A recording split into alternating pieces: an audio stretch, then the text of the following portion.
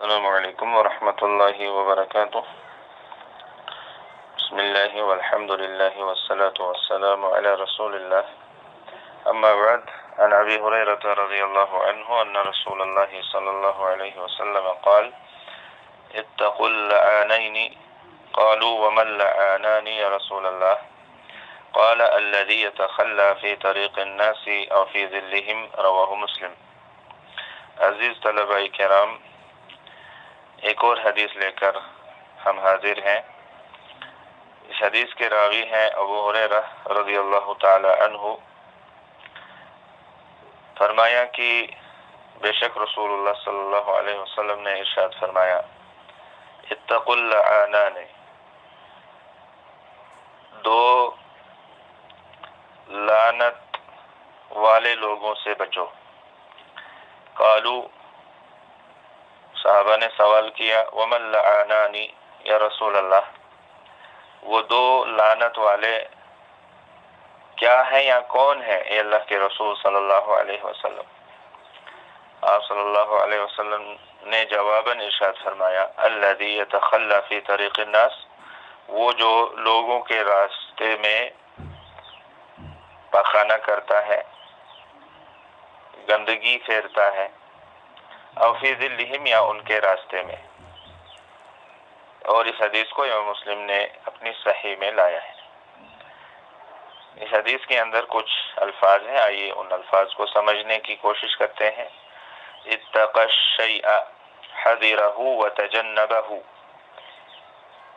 ایک چیز سے ڈرا یعنی اس سے پرہیز کیا، اس سے بچا، اس سے دور رہا۔ اس کا مضارع آتا ہے یتقی، اس کا مضارع آتا ہے یتقی، اور اس کا امر آتا ہے اتقی۔ تخلی، تخلی کا معنی ہے تغوط، پاخانہ کیا۔ والمضارع یتخلی۔ اللعان، اللعان سے مراد ہے یہاں پر صاحب اللعن الذی یلعنہ الناس، وہ لعنت والا جس کو لوگ لعنت کرتے ہیں، یعنی جس کو لوگ برا بھلا کہتے ہیں اور اس کو گالیاں دیتے ہیں۔ الطریق، طریق کا معنی ہے هو السبیل الذی یسلکہ الناس یسیرون فیہ، وہ راستہ جس کو لوگ اختیار کرتے ہیں اور اس میں چلتے ہیں۔ الظل، ظل بھی معروف چیز ہے، یعنی سایہ۔ وهو المكان الذي لا تأتيه أشعة الشمس ويأتيه ضوءها، وہ جگہ جہاں سورج کی کرنیں نہیں پہنچتی ہیں لیکن سورج کی روشنی وہاں پہنچتی ہے۔ وجمعه ظلال، اور الظل کی جمع آتی ہے ظلال۔ والمراد بالظل هنا، یہاں ظل سے مراد ہے المكان الظلیل الذي يستريح فيه الناس، وہ سایہ دار جگہ، وہ سائے والی جگہ جہاں لوگ آرام کرتے ہیں۔ بعیدین عن حرارت الشمس، سورج کی گرمی سے دور رہتے ہوئے۔ حدیث کا معنی ہے کہ رسول اللہ صلی اللہ علیہ وسلم نے اپنی امت کو تعلیم دی، اپنی امت کو سکھایا اور اپنی امت کو آداب کی تعلیم دی، زندگی کے آداب، راستے میں چلنے کے آداب، پیشاب پاخانہ کرنے کے آداب۔ غرض کی ہر اعتبار سے رسول اکرم صلی اللہ علیہ وسلم نے اپنی امت کو تعلیم دی، سکھایا، تو حکم دیا اپنی امت کو ان یتجنبوا فعل صاحبی اللعن اللذین یلعنہم الناس، کہ دو ایسے لعنت والے لوگوں کے جیسے فعل سے وہ بچتے رہیں جن کو لوگ لعنت بھیجتے ہیں۔ تو صحابہ نے جب سوال کیا کہ وہ دونوں کون ہیں، تو آپ علیہ السلام نے صحابہ کے سامنے وضاحت فرمائی، انہم اللذان یتغوطان فی طریق الناس، یہ وہ دو لوگ ہیں جو لوگوں کے راستوں میں پاخانہ کرتے ہیں اور ان جگہوں میں پاخانہ کرتے ہیں جو سایہ والی ہوتی ہیں، جو سایہ دار جگہ ہوتی ہیں۔ فَإِنَّ فِي ذَلِكَ إِيذَاءً لِلْمُسْلِمِينَ، اس لیے کہ ایسا کرنے میں مسلمانوں کے لیے تکلیف ہے، اور اسلام نے ہر طرح سے مسلمانوں کو تکلیف دینے سے روکا ہے، چاہے زبان سے، چاہے ہاتھ سے، چاہے فعل سے، چاہے قول سے، چاہے کسی اور طریقے سے مسلمانوں کو یا لوگوں کو، انسانوں کو تکلیف دینے سے اسلام نے ہمیں روکا ہے، منع کیا ہے۔ اور یہاں پر سائے سے مراد وہ جگہ ہیں جہاں لوگ بیٹھتے ہیں، راستے میں چلتے چلتے تھک گئے اور کسی سایہ دار جگہ میں بیٹھ گئے، آرام کیا۔ اور وہ جگہیں جہاں لوگ بیٹھتے ہیں اور آرام کرتے ہیں، چاہے وہ کوئی سرائے ہو یا کوئی اور ایسی جگہ ہو جس کو لوگ رہنے کے لیے استعمال تو نہیں کرتے ہیں، لیکن آرام کے لیے، تھوڑی دیر بیٹھنے کے لیے، سایہ حاصل کرنے کے لیے استعمال تو کرتے ہیں، تو ایسی جگہوں میں پاخانہ کرنا حرام ہے۔ تو اس حدیث سے دو موٹے موٹے مسئلے معلوم ہوئے۔ ایک تو یہ کہ النہی عن ایذاء المسلمین، مسلمانوں کو ایذا پہنچانے سے منع کیا گیا ہے، اس سے نہیں وارد ہوئی ہے۔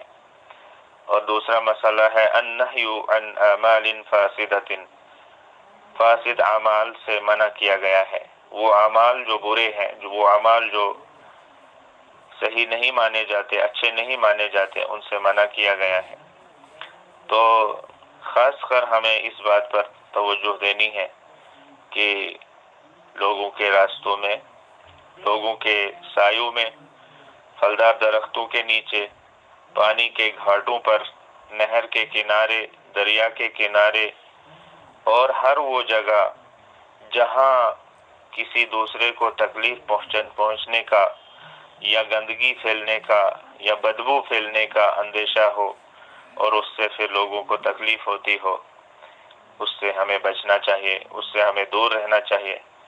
بڑے افسوس کے ساتھ آج ہم دیکھتے ہیں کہ لوگ اپنے گھروں کا جو کوڑا کرکٹ ہے یا جو بھی کچرا وغیرہ ہوتا ہے، چاہے وہ بچا ہوا کھانا ہو، چاہے وہ پولیتھین ہو، چاہے اس طرح کی چیزیں ہوں، ان کو ہم راستوں میں پھینکتے ہیں، ندی نالوں میں پھینکتے ہیں، پانیوں میں پھینکتے ہیں، کھیتوں میں پھینکتے ہیں، اور اسی طرح سے ہر جگہ اس طرح کے کچرے کے ڈھیر لگے ہوئے ہوتے ہیں۔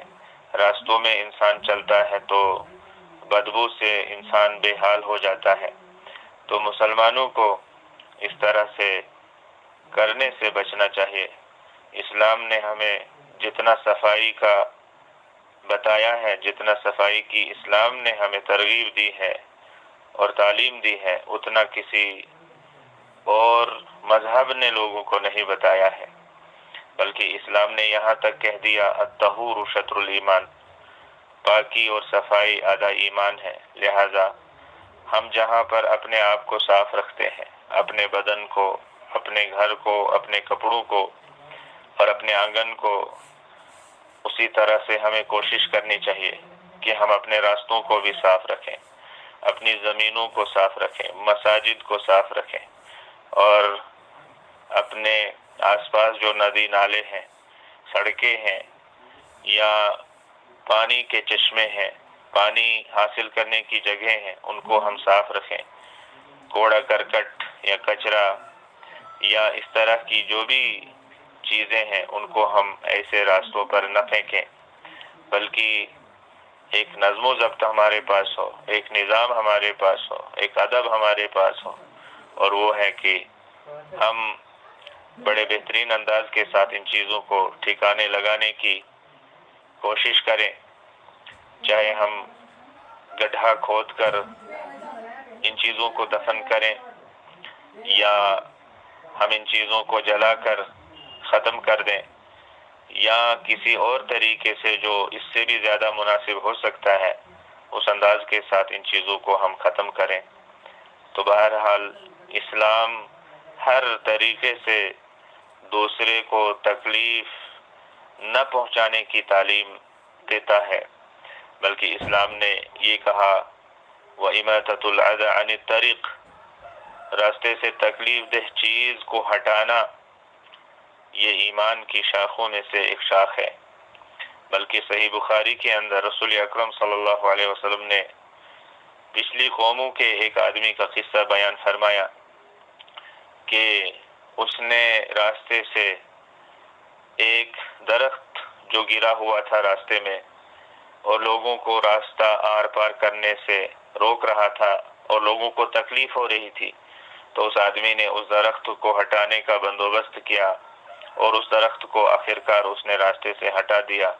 تو رسول اکرم صلی اللہ علیہ وسلم نے فرمایا اللہ رب العالمین کو اس کا یہ عمل پسند آیا اور اسی عمل کی وجہ سے اللہ تعالیٰ نے اس کو جنت میں داخلہ عطا فرمایا، اللہ تعالیٰ نے اس کو جنت میں پہنچا دیا۔ تو اسلام ہمیں اس طرح سے سکھاتا ہے، تعلیم دیتا ہے، آداب سکھاتا ہے، منظم اور باادب اور باتہذیب بنانے کی اسلام ہمیں ترغیب دیتا ہے۔ بس ضرورت اس بات کی ہے کہ ہمیں یہ پیغام عام کرنے کی ضرورت ہے اور اس پیغام کو خود سمجھنے اور اس پر عمل کرنے کی ضرورت ہے۔ بس اللہ رب العالمین ہمیں توفیق عطا فرمائے۔ والسلام علیکم ورحمۃ اللہ وبرکاتہ۔